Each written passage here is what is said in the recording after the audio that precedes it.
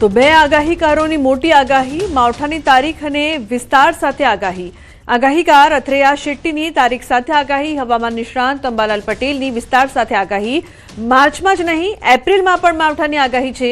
જાણો કઈ તારીખે ગુજરાતના કયા જિલ્લામાં अन्नदाता पर आफत આવી શકે છે.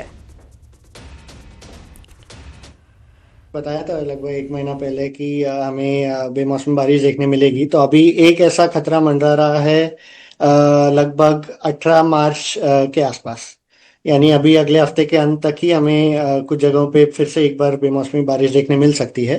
इसका कारण वेस्टर्न डिस्टर्बेंस ही रहेगा। 18 तारीख तक एक मध्यम रूप का एक वेस्टर्न डिस्टर्बेंस आने वाला है 18-19 मार्च तक, जिसके कारण उसकी पश्चिमी दिशाएं और जो उत्तर अरब सागर से नमी वाली हवाएं फिर एक बार गुजरात के ऊपर बढ़ने लगेंगी। और इसके साथ साथ ही जो 18-19 का जो वेस्टर्न डिस्टर्बेंस है उसकी ट्रफ दक्षिण की तरफ गुजरात तक आने की उम्मीद है। तो इसके कारण हम देखेंगे कि वो एटमॉस्फेयर में हलचल होगी, नमी रहेगी और जो दिन की गर्मी तो होती है वो रहेगी। तो इन सब के कारण हल्की बारिश कुछ जगहों पे अगले हफ्ते के अंत तक हमें देखने मिल सकती है। एक मजबूत पश्चिम विक्षोभ આવવાની શક્યતા રહેશે, જેના લીધે હવામાનમાં મોટો ફરક આવશે। 20-22 સુધીમાં એક પરિવર્તન આવશે, જેમાં દેશ સહિત ઘણા ભાગોમાં કમોસમી વરસાદ થવાની શક્યતા રહેશે। ગુજરાતના ભાગોમાં પણ હવામાન પલટાશે, પરંતુ ગરમી વચ્ચે જ્યારે પશ્ચિમ વિક્ષોભ આવતો હોય છે ત્યારે કરા પડવાની શક્યતા રહેશે। એટલે ગુજરાતના ભાગોમાં લગભગ આ અરસામાં વાદળ વાયુ સાથે કરા પડવાની શક્યતા રહેશે। ત્યારબાદ તારીખ 28થી એપ્રિલ શરૂઆતમાં પણ એક પશ્ચિમ વિક્ષોભ આવશે। અમરેલી જિલ્લામાં છવાયું છે ગાઢ ધુમ્મસ। હવામાન વિભાગની કમોસમી વરસાદની આગાહી વચ્ચે જિલ્લામાં ગાઢ ધુમ્મસ છવાયું છે। સાવરકુંડલા અમરેલી હાઈવે ઉપર ધુમ્મસના કારણે વાહન ચાલકો પરેશાન થઈ રહ્યા છે, તો વાહન ચાલકો ધુમ્મસને લઈને વાહનોની હેડલાઇટ શરૂ રાખીને વાહન ચલાવી રહ્યા છે। તો ધુમ્મસભર્યું વાતાવરણ જોવા મળી રહ્યું છે, જેના કારણે વાહન ચાલકોને હાલાકી। વહેલી સવારથી ગાઢ ધુમ્મસ જોવા મળી રહ્યું છે।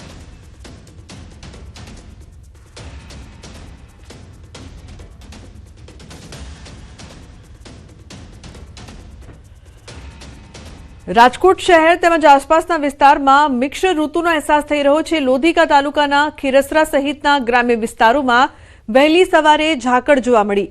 ગ્રામ્ય વિસ્તારોમાં બપોરના ઉનાળાનો ધોમ તડકો, મોડી રાત્રે ઠંડીનો ચમકારો, વહેલી સવારે ધુમ્મસ જોવા મળ્યો। ઉલ્લેખનીય છે કે વાતાવરણમાં પલટો જોવા મળી રહ્યો છે। સવારથી વાતાવરણમાં પલટો, ધુમ્મસભર્યું વાતાવરણ જોવા મળી રહ્યું છે। તો ઉલ્લેખનીય છે કે મિશ્ર ઋતુનો અહેસાસ રાજકોટના લોકો પણ કરી રહ્યા છે। ક્યારેક ગરમી તો ક્યારેક ઠંડી, તો બીજી તરફ સવારે ધુમ્મસ, બપોરે ગરમી ને રાત્રે ઠંડી, એટલે કે 3 ઋતુનો અહેસાસ એક જ દિવસમાં થંડરસ્ટોર્મના કારણે વાતાવરણ પલટાયું।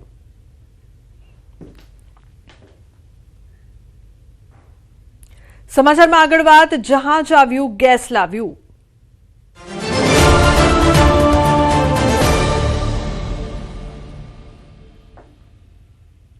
ગેસના સંકટ વચ્ચે રાહતના સમાચાર। એલપીજી ભરેલું વધુ એક જહાજ પહોંચ્યું છે ગુજરાતના બંદરે। નંદાદેવી જહાજ પહોંચ્યું દ્વારકાના વાડીનાર બંદરે। આ જહાજમાં 46,000 મેટ્રિક ટન એલપીજીનો જથ્થો। નંદાદેવી એલપીજી વહન કરતું બીજું મોટું જહાજ। ગઈકાલે શિવાલિક જહાજ મુન્દ્રા પહોંચ્યું હતું।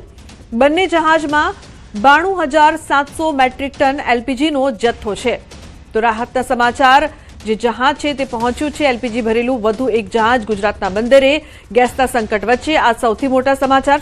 સંવાદદાતા મુકુંદ જોડાયા છે ફોન લાઈન પર વધુ માહિતી આપવા માટે। મુકુંદ, શું વધુ વિગત આ સમગ્ર મામલે? જી લુબના, વાત કરવામાં આવે તો ગેસના સંકટ વચ્ચે સૌથી મોટા સમાચાર સામે આવ્યા છે। ગુજરાતમાં જે વાડીનાર બંદર ખાતે આજે વધુ એક જહાજ છે તે ગેસ ભરીને આવી પહોંચ્યું છે। અંદાજિત 46,000 મેટ્રિક ટન જેટલું ગેસનું જે જહાજ છે, નંદાદેવી નામનું જહાજ આવી પહોંચ્યું છે। આ જહાજ છે તે વાડીનાર બંદરથી 10 નોટિકલ માઇલ દૂર રાખવામાં આવ્યું છે। ત્યાંથી પાઇપલાઇન મારફતે વાડીનાર ખાતે ગેસ જે છે તે સપ્લાય કરવામાં આવશે અને ત્યારબાદ જે ગુજરાત સહિત દેશના અનેક રાજ્યોમાં આ ગેસ સપ્લાય કરવામાં આવશે। ત્યારે જે જહાજ છે તે દરિયાથી 10 નોટિકલ માઇલ દૂર રાખવામાં આવ્યું છે અને હાલ થોડી જ વારમાં ત્યાં પણ મીડિયા કર્મીઓને પણ પ્રવેશ આપવામાં આવશે અને તમામ જે માહિતી છે તે ઉચ્ચ અધિકારીઓ દ્વારા પણ આપવામાં આવશે। જી બિલકુલ, આભાર સમગ્ર માહિતી બદલ। પાકિસ્તાને અફઘાનિસ્તાન પર કર્યો છે હવાઈ હુમલો। અફઘાનિસ્તાનમાં એર સ્ટ્રાઇકથી 400 લોકોના મોત થયા છે। આ હવાઈ હુમલામાં 200થી વધુ લોકો ઘાયલ થયા છે।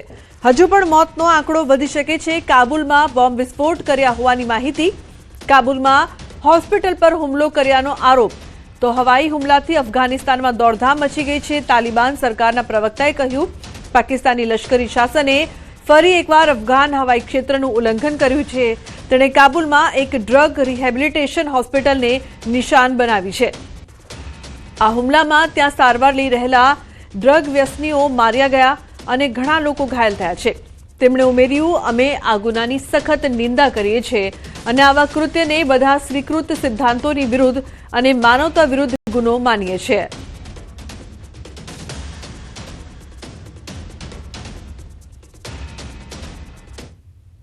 अन्य समाचार सुरेन्द्रनगरथी चूड़ा तालुकाना गोखरवाड़ा गामे वीजलाइનમાં शॉर्ट सर्किट થતા ખેતરમાં આગ લાગી।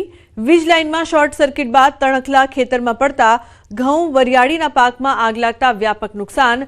અંદાજે 5 વીઘા જમીનમાં વાવેતર કરેલ ઘઉંનો પાક સંપૂર્ણ બળીને ખાક થઈ ગયો છે।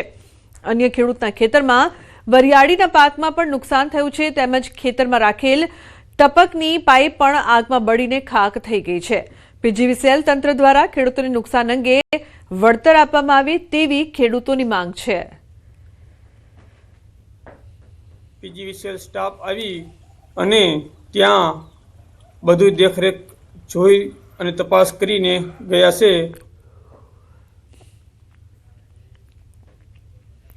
સુરતના ભેસ્તાન વિસ્તારમાં અસામાજિક તત્વો બેફામ બન્યા છે। સંગમ ચોક નજીક બ્લુ સિટી બસના કંડક્ટર પર કેટલાક શખ્સોએ જીવલેણ હુમલો કર્યો।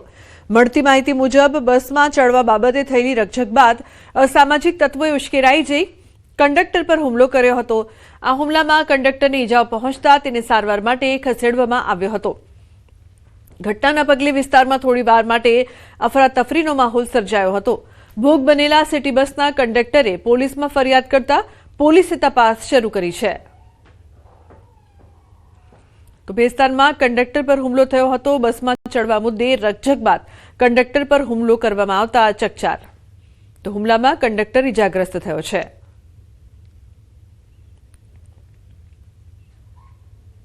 ભાવનગરના પાલીતાણાના વડાળ ગામના આગેવાનોએ વ્યસન મુક્તિ અંગે મહત્વનો નિર્ણય લીધો છે। દારૂ કે અન્ય નશો કરેલી હાલતમાં વડાળ ગામનો કોઈ વ્યક્તિ ગામમાં જણાશે તો તેને દંડ કરાશે। દારૂ પીધેલી હાલતમાં પકડાશે તો ₹51,000નો દંડ કરાશે। લગ્ન પ્રસંગ કે અન્ય પ્રસંગમાં દારૂ લવાયો હશે તો તે વ્યક્તિને ગામ દ્વારા બહિષ્કાર કરાશે। વ્યસન મુક્તિ અંગે સાધુ સંતો આગેવાનો સહિતની ઉપસ્થિત બેઠક મળી। બેઠકમાં સરપંચ વનરાજભાઈ કામડિયા દ્વારા લેવામાં આવ્યો નિર્ણય। કમિટી બનાવી ગામમાં નશાખોરોને ડામવા કરવામાં આવી અનોખી કામગીરી। અમરેલીના વડિયા તાલુકાના જંગર ગામે આજે વિકાસ કામોના લોકાર્પણનો ભવ્ય કાર્યક્રમ યોજાવાનો છે। મંત્રી કૌશિક વેકરિયા અને જીતુ વાઘાણીની હાજરીમાં કાર્યક્રમ યોજાશે। આ ગામમાં બનાવવામાં આવેલા રિવરફ્રન્ટ તેમજ સોલાર પ્રોજેક્ટનું લોકાર્પણ કરવામાં આવશે। વડિયા અને કુકાવાવ તાલુકાના કુલ 45 ગામોને તળાવો ઊંડા કરવા માટે ગામદીઠ એક હિટાચી મશીન 60 દિવસ સુધી મફતમાં આપવામાં આવશે। ગીર ગંગાના સાનિધ્યમાં થનારી આ કામગીરીથી પાણી સંચયમાં વધારો થશે તેમજ ગ્રામ્ય વિસ્તારોમાં પાણીની સમસ્યાનો ઉકેલ લાવવા મહત્વપૂર્ણ પગલું સાબિત થશે। ગામના દરેક ઘરમાં સોલાર પેનલ લગાવી ગામને ઉર્જા ક્ષેત્રે આત્મનિર્ભર બનાવવાનો પ્રયાસ કરવામાં આવ્યો છે। પીજીવીસીએલ અને માનનીય ઉર્જા મંત્રી શ્રી કૌશિકભાઈ વેકરિયા સાહેબના વરદ હસ્તે 6.83 કરોડ રૂપિયાનું CSR ફંડ અમે લોક તળાવ અને લોક ભાગીદારીમાં આપી રહ્યા છીએ। જેમાં 45 ગામોની વરણી કરવામાં આવેલ છે અને 45 ગામોમાં તળાવ નવા બનાવવા અથવા તો ઊંડા ઉતારવાનું કામ છે। ગામમાં તળાવ રિવરફ્રન્ટ બનાવેલું છે અને ગામ લોકો તથા દાતાશ્રીના સહયોગથી હર ઘર સોલાર રૂફટોપ લગાવેલું છે।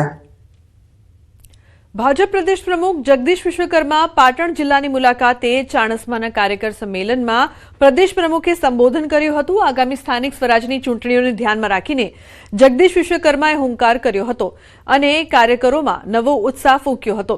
આ સંમેલનમાં તેમણે સંગઠનની શક્તિ પર ભાર મૂકતા એક નવો જ મંત્ર આપ્યો હતો। તેમણે મંચ પરથી સ્પષ્ટ કર્યું કે હવેથી જિલ્લા પ્રમુખ અને બૂથ પ્રમુખ પણ પ્રદેશ પ્રમુખની સાથે સ્ટેજ પર સ્થાન મેળવશે. પ્રદેશ પ્રમુખે આગામી જિલ્લા પંચાયત અને તાલુકા પંચાયતની ચૂંટણીમાં ભાજપના ભવ્ય વિજયનો વિશ્વાસ વ્યક્ત કર્યો હતો. સાથે જગદીશ વિશ્વકર્માએ વિરોધ પક્ષ પર સાધ્યું નિશાન. આપણી સેવા સહકારી મંડળીમાં તમે પેટ્રોલ પંપ ખોલી શકો, ગેસના બાટલા વેચી શકો, રાહુલ ગાંધી ગમે તેટલી બૂમો મારે, પાર્લામેન્ટની બહાર ગમે એટલા દેખાવા કરે, રાહુલ ગાંધી તમે ચિંતા ના કરતા, મારા ગુજરાતના મુખ્યમંત્રી અને દેશના વડાપ્રધાન એક ગુજરાતીના ગેસનો બાટલો ખૂટવા નહીં દે, તમે ચિંતા ના કરતા. આણંદ જિલ્લાની ઉમરેઠ વિધાનસભા બેઠક પર પેટા ચૂંટણીનું રણશીંગું ફૂંકાઈ ગયું છે. ભાજપના ધારાસભ્ય ગોવિંદભાઈ પરમારના દુઃખદ અવસાન બાદ ખાલી પડેલી આ બેઠક પર ઇલેક્શન કમિશન દ્વારા પેટા ચૂંટણી જાહેર કરવામાં આવી. આગામી 23મી એપ્રિલે ઉમરેઠ વિધાનસભાની ચૂંટણી યોજાશે, ત્યારે ભાજપ અને કોંગ્રેસ બંને પક્ષોએ અત્યારથી જ એડી ચોટીનું જોર લગાવવાનું શરૂ કરી દીધું છે. આ બેઠક પર ઠાકોર અને ક્ષત્રિય મતદારોનું પ્રભુત્વ હોવાથી જ્ઞાતિગત સમીકરણો નિર્ણાયક ભૂમિકા ભજવશે. જો કે ઉમેદવારની પસંદગીને લઈને હજુ પણ બંને પક્ષોમાં મંથન ચાલી રહ્યું છે. તો કોંગ્રેસ અને ભાજપે આ